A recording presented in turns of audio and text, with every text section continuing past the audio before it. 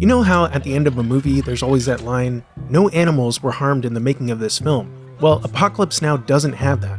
In fact, the movie got an unacceptable rating from the American Humane Association, because at the end, a real water buffalo is hacked to death on screen. Comments online show people totally disturbed, and yeah, it makes sense. No matter how much meat you eat, nobody wants to watch an animal die. But here's the thing, most people get the story totally wrong. Some think it was staged, some think it took multiple animals, some even think Coppola directed it himself. And what almost no one realizes is that Coppola used a propaganda trick on us, one invented back in the silent era. This video will tell the full story behind the world's most famous water buffalo and how Coppola stumbled into one of the most unforgettable endings in cinema history. If they're going to kill the caribou as part of their sacrifice, it has to be holy, and we have to do it at the very last shot. This is, well, if you do it at the last shot, if the light comes up, it could all be ruined.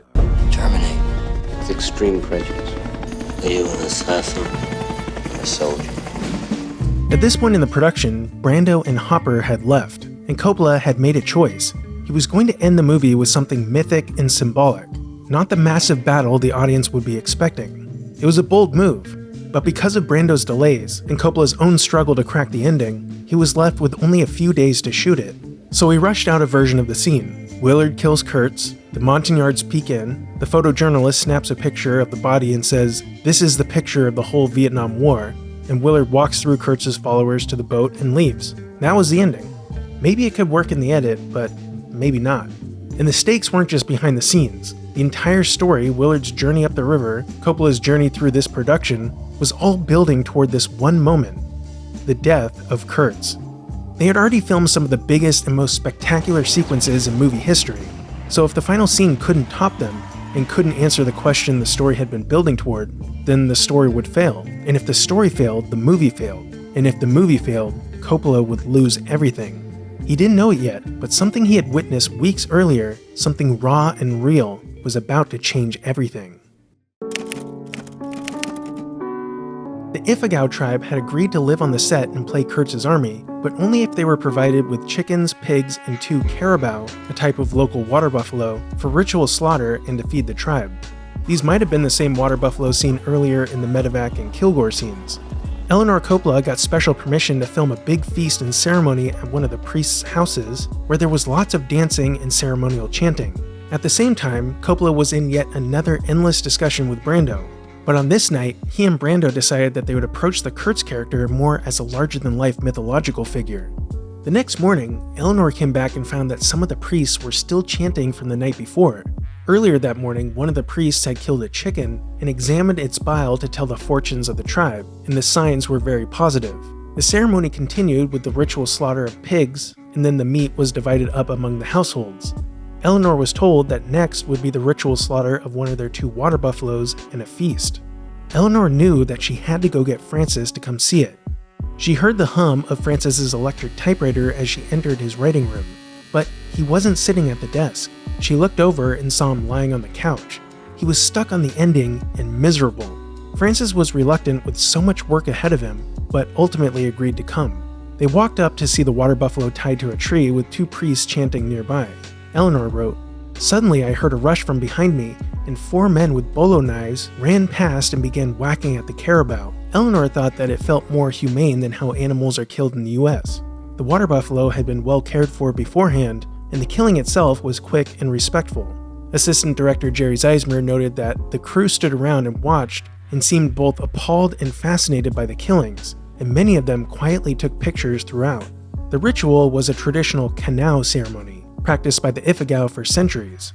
These are held for major life events and often involve sacrificing animals to honor their god Kabunyan and ancestral spirits. There's feasting, dancing, drumming, and homemade rice wine. When the ceremony was over, the tribe feasted on the meat with the cast and crew.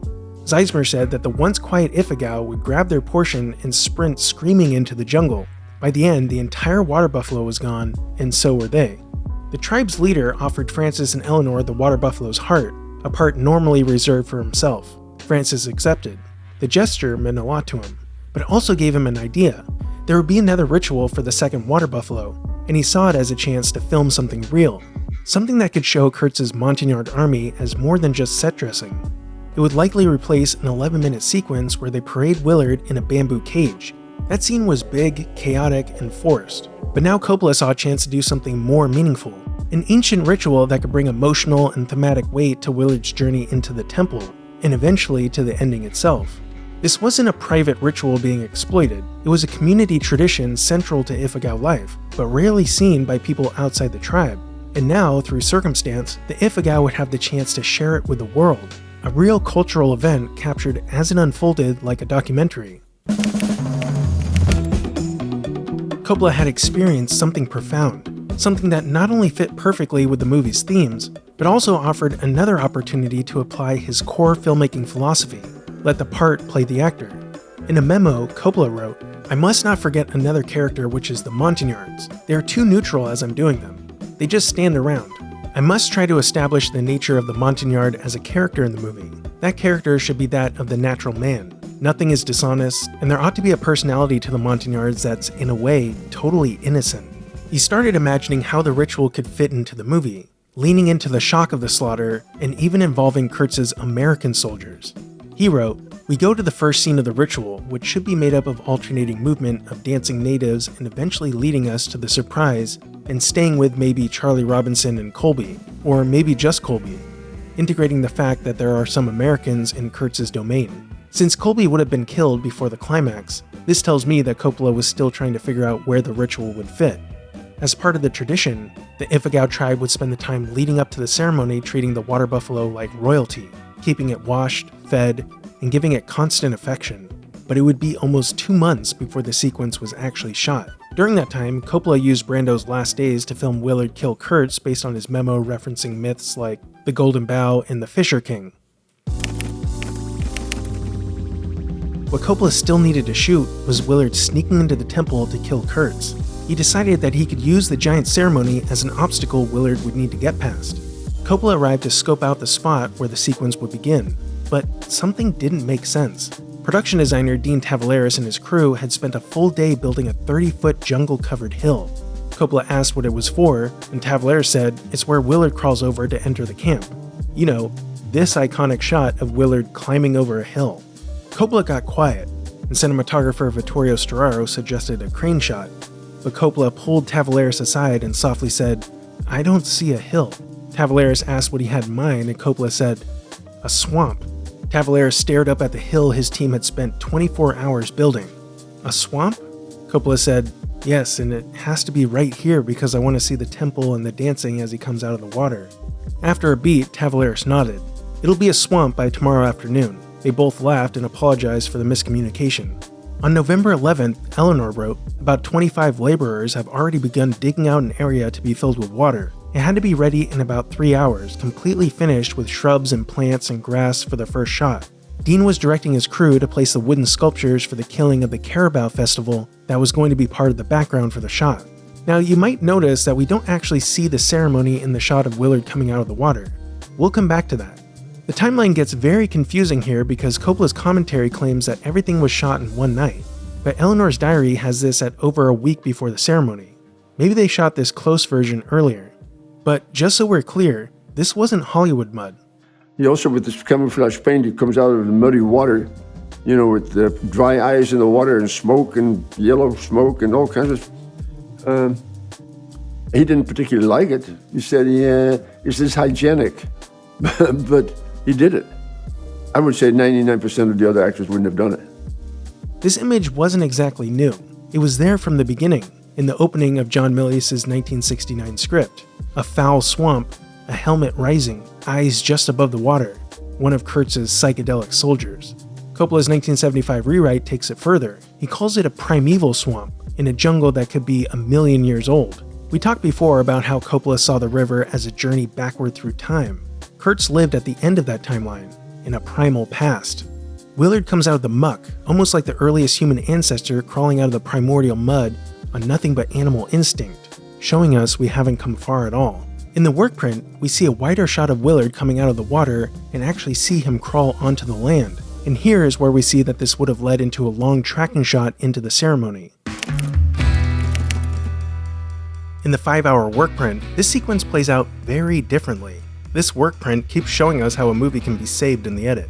Colby has just killed the photojournalist. Willard kills Colby, who, with his dying breath, tells him to kill Kurtz. Kill Kurtz!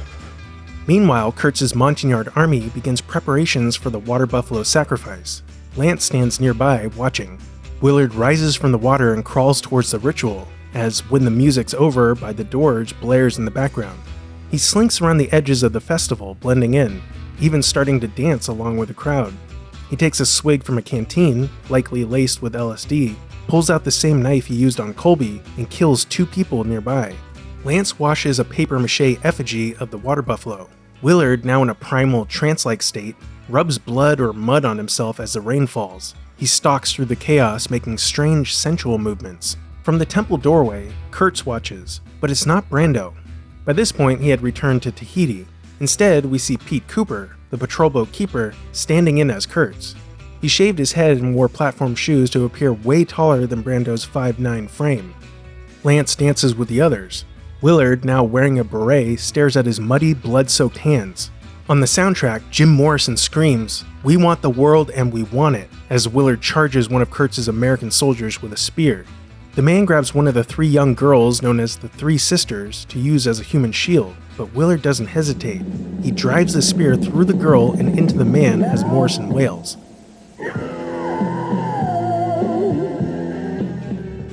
The papier-mâché sculpture of the water buffalo is burned in effigy. Then we cut to the iconic shot of Willard slowly standing, blade in hand. Willard enters the temple and appears to behead a guard. He kills another guard before slowly walking toward Kurtz. The camera cuts back to the burning effigy, and then Willard strikes. But there's no intercutting with the real water buffalo sacrifice. Not yet. When creative advisor Dennis Jacob visited Coppola, another important suggestion he made was to bookend the movie with music by The Doors. So even though The End by The Doors was written into the ending of Coppola's 1975 rewrite of the script, in the Workprint, which features many songs by The Doors, the climax is set to the song When the Music's Over, the song that closes their album Strange Days.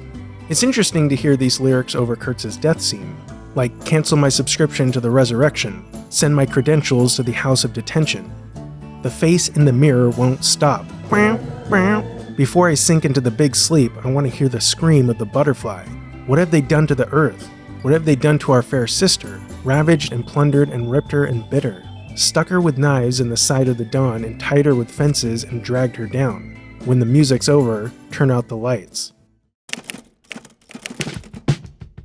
Around November 10th, the big ceremony scene began rehearsals. On November 17th, the Ifugao rehearsed the ritual again, this time with thousands of extras stomping through the rain with mud everywhere. Coppola watched, still wrestling with how best to use the moment. He had already decided that it would happen alongside Willard's approach to the temple, but the emotional purpose wasn't locked in yet. November 22nd was the big day. Coppola stood on a camera platform 15 feet above the scene. There was an electricity in the air. Everyone was filled with excitement and celebration. After months, this was the last night that the Ifugao would be on the production, and they would end it with one of their most sacred rituals, not only shared with the world in a way it had never been before, but with the most beautiful surroundings a seemingly unlimited budget could buy. Cinematographer Vittorio Storaro had 5 cameras ready to go. He was frantically bouncing between them, checking each one. The temple was lit up with amber-filtered lights. Everything was draped in a warm yellow-orange glow. Dean Tavares had dressed the set beautifully with giant silk banners, carved wooden totems, a life-size papier-mâché water buffalo, bright-colored wood, and paper flowers, and everything beautifully backlit. Tavares was running around and fixing little details like swapping an Ifugao shirt after it got a small tear and adjusting a basket that had been moved slightly by an electrician. The audience wouldn't be able to see these details, but the set was alive. It began to rain lightly as the first rehearsal started. Coppola looked down at the Ifugao warriors dancing around the water buffalo with their spears raised. The ritual that gave life to the Ifugao was now surrounded by a massive art piece created by a wealthy, powerful American whom they respected and adored. If only we could get inside Coppola's mind as he was standing there watching the rehearsal below. Through everything I've read about this time, this is how I imagine his epiphany played out. While there was celebration in the air, Coppola was tense. In the back of his mind, he couldn't shake the feeling that his ending was flat. Maybe he could figure it out in the edit, but maybe not. Brando was gone, so was Dennis Hopper. He had filmed Willard kill Kurtz, but on its own, it wouldn't be an ending to rival the movie's other set pieces. Time had completely run out. Coppola had risked all of his money on a movie that would end with a whimper. It was over. How did this happen? This wasn't supposed to be so hard. He would lose everything on this: his reputation, his money, his production company, his dream of building the studio of the future. Gone. He thought about the myths he had been reading, about the symbolic killing of the king, a ritualistic death as a symbol of renewal, like the water buffalo for the Ifugao. And then he thought back over his career. I know it was you, Fredo. Godfather Part 2. I'm gonna make him an offer again. Americans have never lost and will never lose a war. They said, what's it about? What's the story? We got to approve it. I said, well, if you don't want to make it, I'll pay for it myself. All the way to the moment he made the decision to switch from his theater major to studying film, and what it was that sparked that passion. And suddenly, it hit him like a ton of bricks. There it was, staring him right in the face. His ending was right in front of him 15 feet below. Kurtz was the water buffalo. If he could slam these two deaths together, one real and one fictional, he could make the statement he needed in cinema's purest form. Way back in episode 1, we talked about how Coppola had been studying theater until he saw a silent movie that changed everything. It was October, 10 Days That Shook the World by Sergei Eisenstein. After watching it, Coppola switched his major to film and enrolled at UCLA, a decision that would change the film industry forever. What grabbed him was the editing. This was a silent 1928 Soviet propaganda movie commemorating the October Revolution in Russia. But to Coppola, it wasn't just politics or history, it was the realization that you can't do this on a stage. The Soviet filmmakers of the 1920s saw editing or montage as the most important part of filmmaking. After all, it's the one aspect that is entirely unique to cinema. Eisenstein and his contemporaries, many of them inspired by D.W. Griffith, discovered that cutting from one shot to another creates new meaning, a meaning that neither shot could express on its own. Lev Kuleshov, Eisenstein's mentor, proved this with a simple experiment. Man's face plus bowl of soup equals hunger, and if you simply swap out the soup for a shot of a sexy lady, you get lust. But Eisenstein would take this concept much further than illustrating emotion. He believed that the best editing came from conflict, what he called collision. You don't match shots, you slam them together to create an idea. The type of collision we're talking about here is an intellectual conflict. So in October, guns raised in the air plus sights raised in the air equals a revolution of the workers. But get this, in his earlier movie Strike, Eisenstein cuts from the military crushing a workers' strike to a bull being slaughtered. It's brutal, and it makes a statement no words could match. Sounds familiar, right? There's no record of what exactly went through Coppola's mind in that moment, but I can't help but imagine that this was somewhere in there as he stood up on that camera platform watching the Ifugao prepare for the ritual, realizing that the primal slaughter of the Carabao could be intercut with Willard's symbolic assassination of Kurtz to say something deeper about violence, civilization, and the thin line between them. Suddenly, the complexities of this giant entity sending a soldier to kill an officer for convoluted reasons were boiled down to its purest form. It's the slaughter of a living being to further the interests of the tribe. But wait a second, the smash hit that launched Coppola into the very position of standing on that platform in the rain at the helm of this giant epic ends with its own intellectual collision, creating one of the most memorable climaxes in modern cinema. Do you renounce Satan? I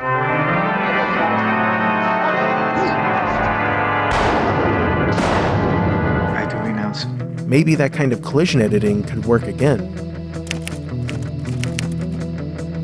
So Coppola had his ending. He would intercut the ritualistic slaughter of the water buffalo with Willard assassinating Kurtz, creating a profound statement. But there was another problem. They had a ton of stuff to shoot that night, and the crew urged Coppola to film the sacrifice first to ensure it would be filmed before the sun started coming up and ruining the shot. They still had to film Willard moving around the edges of the ceremony on his way to Kurtz, but Coppola wouldn't budge, saying that the ritual has to happen last because it was sacred. This was their last night with the Ifugao. The ritual was happening whether they shot it or not. So if they couldn't finish what they needed to before dawn, Coppola wouldn't be able to include the sacrifice in the climax. The cameras finally started rolling. They filmed various shots of the celebration and Willard doing his thing. The Ifugao sang and chanted between takes. As it got late, the children nodded off only to be gently woken for the next shot. It was a hectic push, but they made it. It was still dark and everything was ready to go for the ritual. They rolled the cameras and the ceremony began, but unlike any other scene in the movie, Coppola gave no direction, capturing it as it would have unfolded if the production wasn't there at all. After months of trying to control the uncontrollable, Coppola was simply watching. There was no backup water buffalo just in case something went wrong because, as Coppola said, "I'm not going to kill an animal for a movie. I'm not going to kill anything for any reason." Willard approaches Kurtz, who sums up the entire point of the movie in one concise sentence. We train young men to drop fire on people, but their commanders won't allow them to write fuck on their airplane because it's obscene. He turns towards Willard, who appears as a black silhouette, a figure without identity, judgment, or ideology. He is death. We see the initial blow to the water buffalo 3 times from 3 angles, cut in rapid succession. Despite the timeline of events, Willard coincidentally uses a very similar blade on Kurtz to what is used on the water buffalo. Sparks fly as Kurtz stumbles, but remains standing, waiting for Willard to strike him down. Willard swings the blade and Kurtz's knees buckle as we cut to the most graphic image of the water buffalo's death as its knees buckle as well.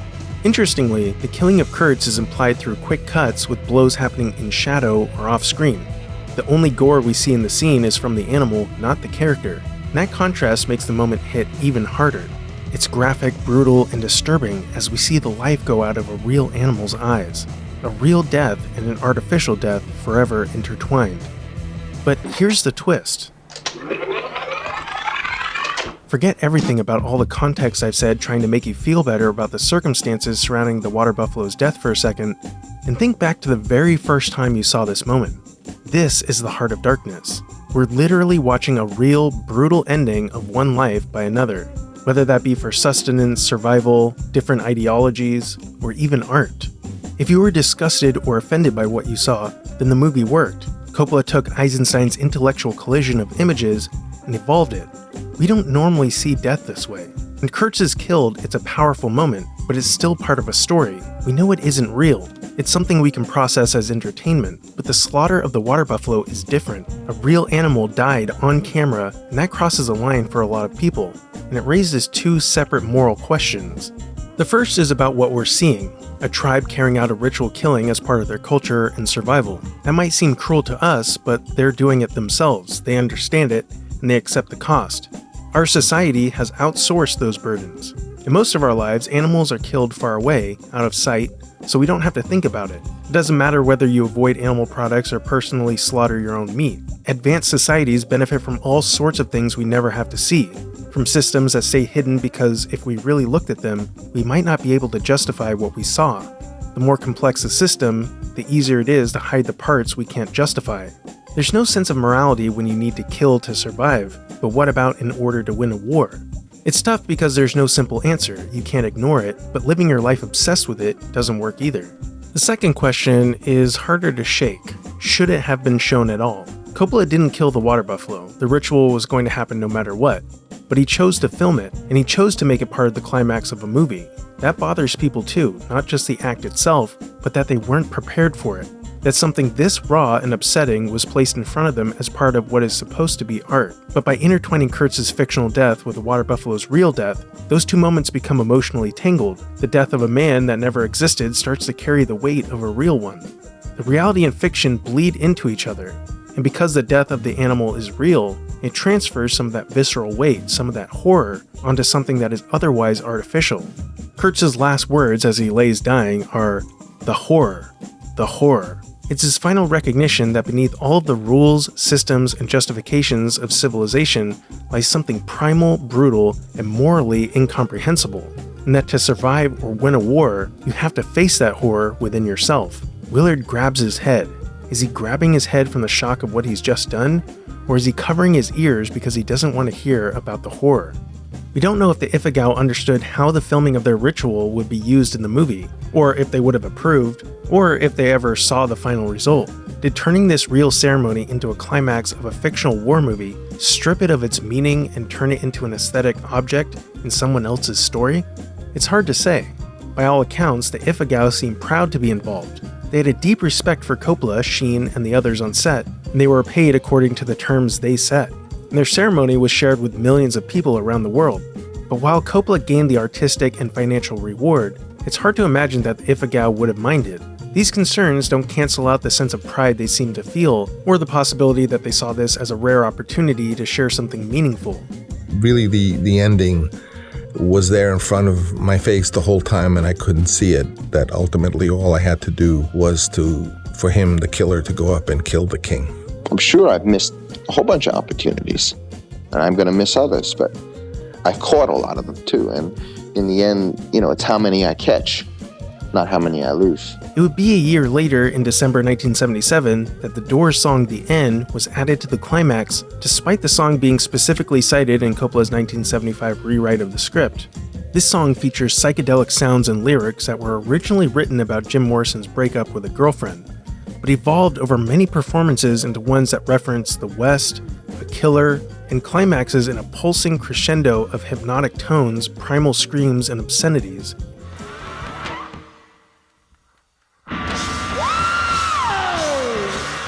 And Morrison chanting "kill" over and over. Creative advisor Dennis Jacob would later serve as technical advisor on the Doors movie and was an editing consultant on Koyaanisqatsi, which Coppola executive produced.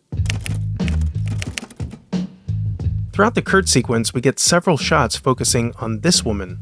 I mentioned her in previous episodes as someone photographer Chaz Garrison said was meant to be Kurtz's Montagnard wife, but she might also be a reference to Heart of Darkness. Near the end of the book, as the dying Kurtz is carried onto the steamboat and it floats away, his followers gather, and a woman covered in ornaments stands alone at the river's edge, silent and intense. She raises her arms to the sky as the shadows from her body stretches across the river, almost like they're reaching out to embrace the departing boat. After Kurtz dies, the movie gets quiet. We see the Ifugao celebrating the end of their ceremony, but the only sound we hear is a quiet, reflective, and somewhat ominous music. The camera slowly loses focus until the image becomes a blur, and it transitions to Willard leaning against a wall, covered in mud and blood. He walks into Kurtz's room and finds a manuscript. If you pause and look closely, you can see that the cover reads, "The Role of Democratic Force in the Underdeveloped World." Flipping through it, he finds a line scrawled in red ink, "Drop the bomb, exterminate them all." It's Kurtz's final message, a call to destroy everything. This was from the John Milius script, though his notes just had scribbled on it, "Drop the bomb, exterminate them all." It was to show that Kurtz had gone so totally morally mad that in his notes of this piece he was writing, this intellectual treatise on morality, that you could see he was a madman, and he just said, "Drop the bomb, exterminate them all," in some sort of scrawled madman's writing, and just to show that, in fact, this Colonel Kurtz had been a total lunatic. This is another reference to Heart of Darkness, where Kurtz is sent to Africa to write a report on how to civilize the so-called savages. He starts with big ideas, writing that white men must appear, quote, "with the might of a deity," and promising an unbounded power for good. But at the very end of his report, he has hastily scribbled one final line, "Exterminate all the brutes." In the 5-hour Workprint, this scene plays out differently. Willard finds the manuscript much earlier, before he's even met Kurtz. The photojournalist tells him Kurtz isn't there, so Willard enters the temple and starts flipping through the pages. He reads a passage about how Americans should present themselves as gods to the local people, and then he finds the message, "Drop the bomb, exterminate them all." We Americans must know how to appear to them in the nature of supernatural beings. We approach them with the might as of a deity.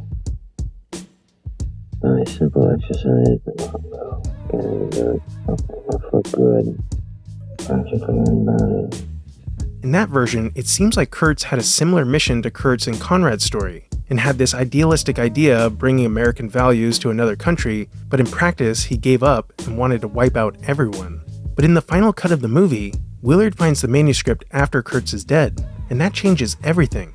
Now the message feels more personal, like he wants to destroy what he's built, the army that acts without any moral judgment, perhaps knowing he's gone too far. That makes the earlier passage in the Workprint even more interesting, the one where Kurtz says Americans should appear as gods, because it happened. He is worshipped as a god. He got exactly what he asked for, but where was that unbounded power for good? If it was intended for Willard to read at this moment, it's an incredible coincidence that he would flip to this page at this time with the power to call in an airstrike, but somehow it feels like it was. One of the last things they filmed with the Ifugaos was a shot of Willard walking through the crowd to the boat after killing Kurtz. You might remember that the Ifugao loved Martin Sheen, so assistant director Jerry Zeismer used that in his direction to them, and it worked. Willard walks out of the temple and stands powerfully as Kurtz's followers kneel or sit. He holds the blade that killed Kurtz in one hand and the ideology that sent him in the other. Coppola makes us wait before Willard finally starts to descend the temple steps. Halfway down, he drops his weapon. He has no need for it. I don't know if this particularly worked, but in my heart, what I wanted was that as this new point of authority, he looks at them and he throws away the sword, as if to say, no more weapons, no more war, no more killing. Because if the king throws away the sword, then all the people who follow him will throw away their weapons. The followers stand and part as he walks through them, dropping their weapons as well. He finds Lance and leads him away to the boat. I was intending, that he takes Lance by the hand, who represents a kind of lost youth, and he takes him by the hand and he leads them back to the boat. They float away as the followers watch. Rain begins to wash the tribal makeup from Lance's face. The airstrike standing by tries to make contact, but Willard turns off the radio. We're left with an image of Willard at his most primal, crossfaded with the temple head and the helicopters flying by the napalm tree line as we hear Kurtz whisper, "The horror, the horror." On November 29th, co-producer Tom Sternberg sent a telex to Coppola saying that they had pre-sold the movie to all major territories other than Australia and Mexico, bringing in over $7 million. Sternberg wrote, "It means we will have sold $14.5 million altogether, including the domestic deal with United Artists, without ever showing a buyer a frame of film. By the way, is there a film?" By mid-December, Apocalypse Now was still chugging forward, now in the Valkyrie reshoots to replace the Harvey Keitel footage with Martin Sheen. Assistant director Jerry Zeismer was finally wrapping up. His last day was the Kilgore Beach party scene. After 8 months of chaos, including staying through the typhoon to oversee rebuilding sets, Coppola turned to him and said, "Thank you. You contributed." And Zeismer made it home for Christmas just like he promised his kids. In March, the team was back at the Kurtz compound. This was around the time that Sheen had his heart attack. Later, a party was thrown for the 200th day of shooting. Eleanor Coppola wrote that someone told her that it had been exactly 1 year since they began filming. Screenwriter John Milius remembered when Sofia Coppola, who was 7 at the time, was asked what her dad's job was at school, and she said, "He makes Apocalypse Now." Filming at the Kurtz compound was finally complete. They had constructed a towering stone temple deep in the jungle, but under Philippine law, they had to remove it once filming wrapped. And there was only one way Coppola could imagine removing that set: blow it up on film. The footage was jaw-dropping. It didn't make it into the final cut, but it did show up in an unfinished version of the film that premiered at Cannes. And that story is completely nuts. On the next episode of Making Apocalypse Now, we'll talk about filming the epic airstrike, something Vittorio Storaro called the most spectacular thing he ever shot, and the Cannes premiere of the unfinished movie that almost didn't happen. And I'm pretty sure there was a conspiracy behind the whole thing with Coppola at the center, and we'll get into that too.